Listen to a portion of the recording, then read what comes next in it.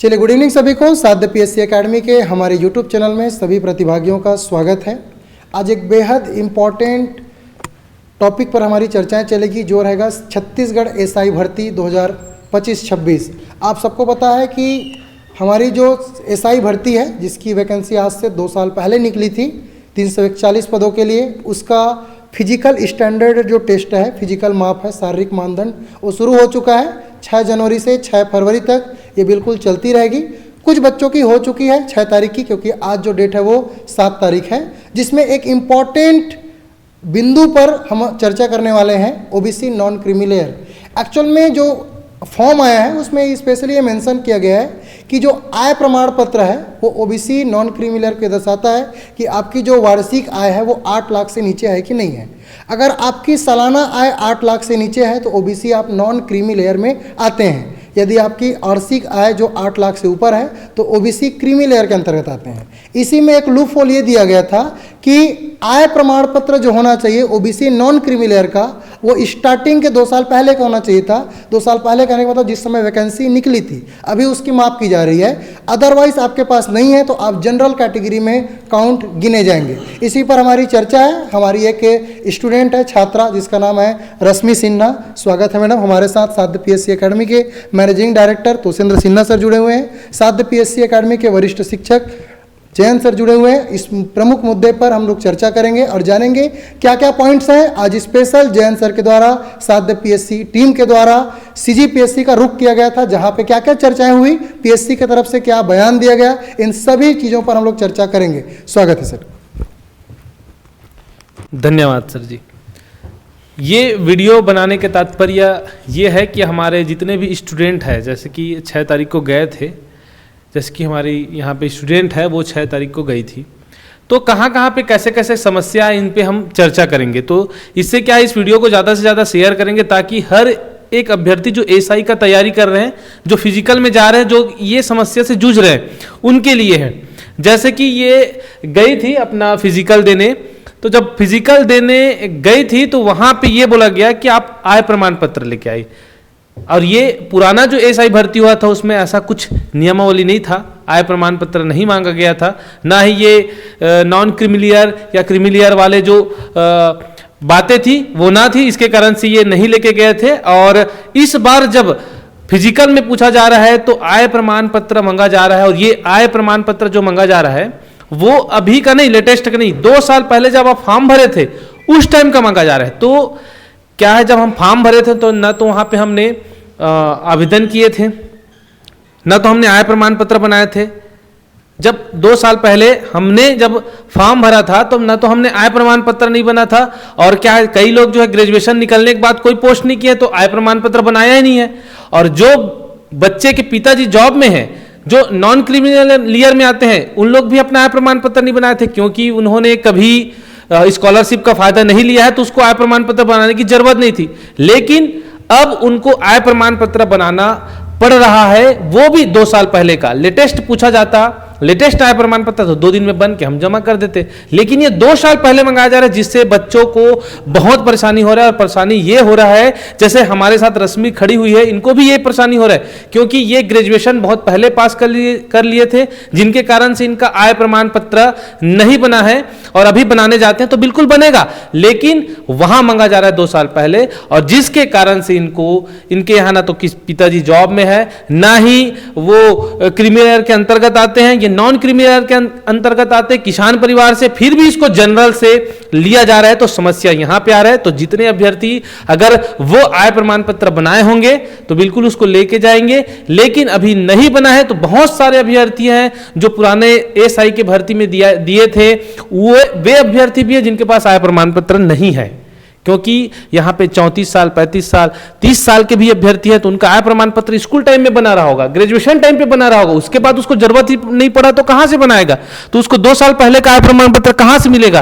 तो ये समस्या केवल एक स्टूडेंट रश्मि सिन्हा का नहीं है, ये समस्या पूरे छत्तीसगढ़ के जो एसआई की तैयारी दिला रहे हैं, मतलब तैयारी कर रहे हैं, उनका है। तो मेरा अनुरोध है कि सभी अभ्यर्थी बिल्कुल जूझ जाएंगे और इसको लेकर स्टूडेंट और हमारे जैन सर बिल्कुल पीएससी के जो ऑफिस है ना, लोक सेवा आयोग है, वहां जाके डायरेक्ट वहां के अधिकारी से बात किए हैं, तो सर से जानते हैं कि क्या समस्या आ रही है, वहां पे जाने के बाद क्या रिजल्ट आ रहा है, बिल्कुल इन पे चर्चा करेंगे। और हमारी साथ टीम के ये हमारे जैन सर जी ने अपना बिल्कुल अमूल्य समय निकालकर वहां गए, स्टूडेंट को लेके गए और बिल्कुल इनकी क्या समस्या है इनके बारे में हम बिल्कुल जानना चाहेंगे सर। Thank you sir. चलिए, आप सभी का स्वागत है साध्य पीएससी एकेडमी में। और कहीं ना कहीं हम गए थे, उसका कुछ ना कुछ तो प्रूफ भी होना चाहिए हमारे पास, ठीक है, कि हमारे जो अधिकारी हैं सीजीपीएससी के, उन्होंने क्या बात कहा है। तो यहाँ पर बिल्कुल आप देख पाएंगे अप्रूवल भी हम लेकर आए हैं। आज हम 2 विद्यार्थियों के साथ गए थे, एक का नाम था ज्योति साहू और एक का नाम था रश्मि सिन्हा। ज्योति साहू जी कुछ कारणों से नहीं जुड़ पाए हैं अभी लाइव क्लास में, क्योंकि उनका घर थोड़ा सा दूर था तो उनको जाना पड़ा। बाकी रश्मि जी को हमने थोड़ा सा जीत करके रुकवाया, क्योंकि जो उनके साथ हुआ है वो बाकी विद्यार्थियों के साथ ना हो, इसी का पता करने के लिए आज हम रुक किए थे सीजीपीएससी के ऑफिस में, ठीक है। इसमें उन सारी बातों को लिखा गया है, ठीक है, जैसे कि रश्मि और मजय ने बताया, वो सारा बात इसमें लिखा गया है। उनके पास 10th का, 12th का, ग्रेजुएशन का, एडमिट कार्ड का, आधार कार्ड का, निवास, रोजगार पंजीयन, फोटो, सारा चीज था। इनकम सर्टिफिकेट भी था उनके पास, पर वर्तमान वाला था। चूंकि हम जब अधिकारियों से मिलने गए तो हमें लगा कि हो सकता है हम सबको अंदर जाने का अनुमति ना मिले, पर आप सबको मैं बता रहा हूं कि हमें अप्रूवल दिया गया। और बिल्कुल मैं भी गया था अंदर, रश्मि जी भी गई थी, ज्योति भी जी गई थी हमारे साथ। तो जब हम अधिकारियों से मिलने लगे, जब अधिकारियों से मिले तो उन्होंने कुछ कुछ बातें कहा, जिसमें से एक प्रमुख बिंदु जो उन्होंने कहा था, ठीक है, उन्होंने जितनी सारी बातों को बताया बिल्कुल नियम के तहत ही बताया, कोई नियम से हटकर नहीं बताया। फिर भी हमने कोशिश किया अपने तरफ से, पर कहते है ना कि 2 से 3 लोग जाओगे तो क्या हो जाएगा वाला बात है, ठीक है। तो जो जो उन्होंने कहा मैं एक बार सारे रूप से आपको बता रहा हूं। जैसे कि जाते ही रश्मि जी ने पहला क्वेश्चन पूछा था, मैम आपको याद भी होगा आपने जो क्वेश्चन पूछा था वो, इन्होंने क्वेश्चन पूछा था कि अभी जो वर्तमान वाला ये इनकम सर्टिफिकेट लेकर गई है, वर्तमान वाला, इनको अप्रूवल किया जाए, ऐसा इनका कहना था। पर मैडम का जवाब ये आया कि साल 2024 में जब एग्जाम फॉर्म भरा जा रहा था, 30 दिनों का लगभग टाइम दिया गया था। चूंकि ये एग्जाम सीजीपीएससी कंडक्ट करवा रहा है एसआई का, तो 30 दिन के आसपास का टाइम दिया गया था। उसके बाद अनुसूचित जनजाति अर्थात एसटी कैटेगरी के हाइट को लेकर कुछ ऊपर नीचे हो रहा था, तो उसमें भी फिर से संशोधन किया गया था, तो 15-20 दिन का और टाइम दिया गया था। तो जो अधिकारी थे उनका यही कहना था कि आप लोगों ने उस दौरान क्यों नहीं बनाया। पहला उनका यही क्रॉस क्वेश्चन था हमारे से, ठीक है। दूसरा क्वेश्चन ये था उनसे, दूसरा क्वेश्चन उन्होंने हमसे ये किया कि जब आपका कहना चाहिए जब नोटिफिकेशन आउट हुआ था तो आपने नोटिफिकेशन को अच्छे से रीड क्यों नहीं किया। जब ओबीसी नॉन क्रीमी लेयर का आपका वहां पर स्पष्ट रूप से लिखा हुआ था कि आपको 3 साल के अराउंड उसी के आसपास का आय प्रमाण पत्र रखना है करके, ठीक है। तो रश्मि जी आपने एक और क्वेश्चन पूछा, जहां तक आपको याद आ रहा होगा, आपने ये पूछा था कि लास्ट टाइम आपने कॉलेज में इनकम सर्टिफिकेट बनाया था, तो उसके बारे में मैडम ने क्या जवाब दिया आपको। सर, मैम ने कहा कि अगर लास्ट टाइम पे आप इनकम सर्टिफिकेट कर रहे हैं तो वो आपका 2024 यानी कि फॉर्म डालने से कुछ ही मंथ पहले का होना चाहिए, फॉर्म डालने के बाद तक का नहीं चलेगा। और जैसे कि 2024 में मैं अपना कॉलेज में सबमिट की हूँ, तो उसका फोटोकॉपी मेरे पास होना चाहिए, जिसको हम यहाँ एसआई भर्ती में जमा कर सकें। मैम ने इतना कहा कि 2024 तक ही जो फॉर्म है इनकम सर्टिफिकेट वही वैलिड रहेगा, अन्यथा कोई भी नहीं रहेगा। ठीक है, तो यहां पर अगर मैं ओवरऑल आपको बताऊं तो सबसे पहला चीज जो मैडम ने हमसे कहा था वो ये था कि जब पहली बार आपका नोटिफिकेशन आया था उस दौरान आपको नोटिफिकेशन को अच्छे से रीड करना था और उसी दौरान आपको इनकम सर्टिफिकेट बना लेना था। दूसरा उन्होंने ये बात कहा कि स्टार्टिंग में आपको 30 दिन का टाइम दिया गया था, उसके बाद 20 दिन का और टाइम दिया गया था, क्योंकि अनुसूचित जनजाति के हाइट को लेकर कुछ हो रहा था, उसमें कुछ डाटा वाटा में दिक्कत हो रहा था, तो उन्होंने 20 दिन का और टाइम दिया था। उस दौरान आपको बना के रखना था।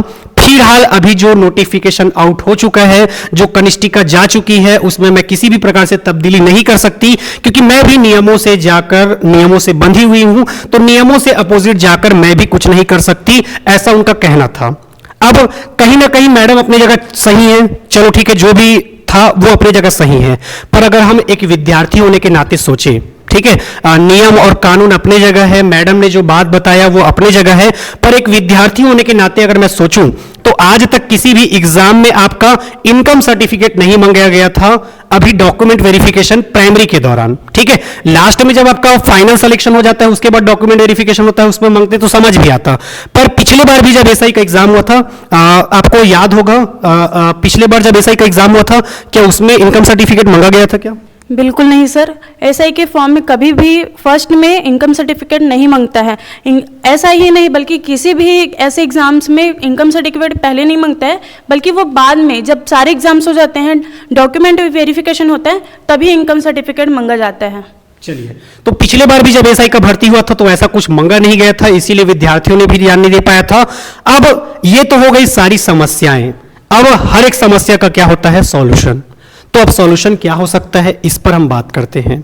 6 जनवरी से लेकर 6 फरवरी तक चलने वाले इस एसआई के पीएचटी को लेकर यदि मैं बात करूं, तो यदि आप 2 चीजों को कर सकते हैं। पहला चीज, या तो आप हमारे पुलिस विभाग के प्रमुख, हमारे मंत्रियों में से एक विजय शर्मा जी के पास जाकर अपना ये आवेदन दे सकते हैं कि सर हम ओबीसी नॉन क्रीमी लेयर वाले हैं, हमारे वर्तमान की इनकम सर्टिफिकेट को एक्सेप्ट किया जाए, या हमें 1 महीना या 2 महीने का टाइम दिया जाए।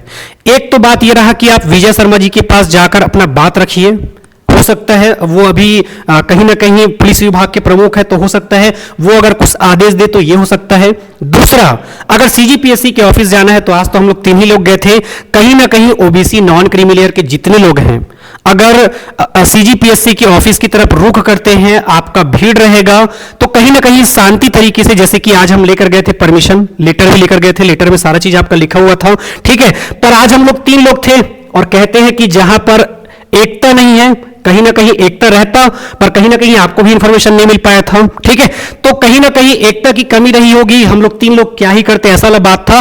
तो ओबीसी नॉन क्रीमी लेयर वाले जितने बच्चे हैं, या तो आप एकजुट होकर सीजीपीएससी के ऑफिस में जाइए, अपना बात रखिए, सारे लोग नियम के तहत किसी भी प्रकार से उल्लंघन करके हमें नहीं जाना है। दूसरा चीज कि हमारे जो गृह मंत्री हैं विजय शर्मा जी, उनको आप सौंपिए, उनके पास अपना लेटर भेजिए, उनको अपना बात रखिए। यही 2 रास्ता नजर आ रहा है मुझे, इसके अलावा कोई भी रास्ता नजर नहीं आ रहा है।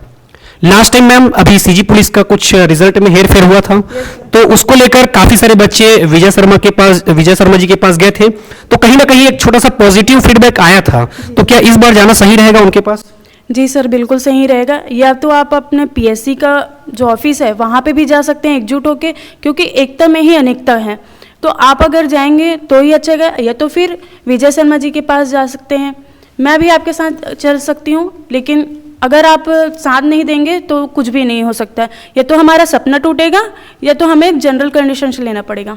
चलिए, तो बिल्कुल 2 ही रास्ता बचता है। एक तो हमारे पुलिस विभाग के जो मंत्री रहे हैं विजय शर्मा जी, उनके पास जाना होगा, या तो भीड़ इकट्ठा करके जहां पर भी जाए, चाहे मंत्री जी से मिलने जाएंगे तब भी आपको भीड़ की जरूरत पड़ेगी, क्योंकि कहीं ना कहीं भीड़, हम वहां पर कुछ गलत करने नहीं जा रहे हैं, बल्कि अपने अब हमारे साथ जो हो रहा है ओबीसी नॉन क्रीमी लेयर वालों के साथ, या जो बच्चे एसआई की तैयारी कर रहे हैं उनके साथ जो हो रहा है, तो बिल्कुल आप गृह मंत्री विजय शर्मा जी के पास जा सकते हैं, या फिर सीजीपीएससी के ऑफिस की तरफ रुख कर सकते हैं कि वर्तमान का जो इनकम सर्टिफिकेट है उसको क्या दिया जाए, अप्रूवल दिया जाए। क्योंकि मुझे नहीं लगता किसी बच्चे के पास 2 साल का या 3 साल का इनकम सर्टिफिकेट अर्थात आय प्रमाण पत्र रखा होगा। तो बिल्कुल अभी जो हमारे अभ्यर्थी के साथ हुआ है, ऐसा आने वाले समय में किसी भी अभ्यर्थी के साथ ना हो, इसी कोशिशों में हम लगातार जुड़े रहेंगे। साध्य पीएससी एकेडमी पहले भी आपके साथ खड़ा हुआ था, अभी भी खड़ा हुआ है और बाद में भी खड़ा रहेगा, ठीक है। तो इन्हीं बातों के साथ आज का हम ये सेशन ओवर करेंगे।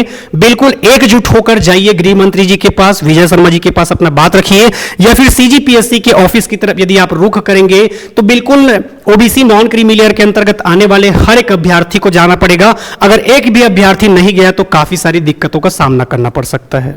तो अभी फिलहाल हम लोग यहीं पर आपका ये जो भी विषय लेकर हम आए थे इसको यहीं पर ओवर करेंगे, और बिल्कुल एसआई से संबंधित ऐसे ही अपडेट वाले वीडियो के लिए आप हमारे इस चैनल साध्य पीएससी एकेडमी को सब्सक्राइब कर ले दोस्तों। Thank you.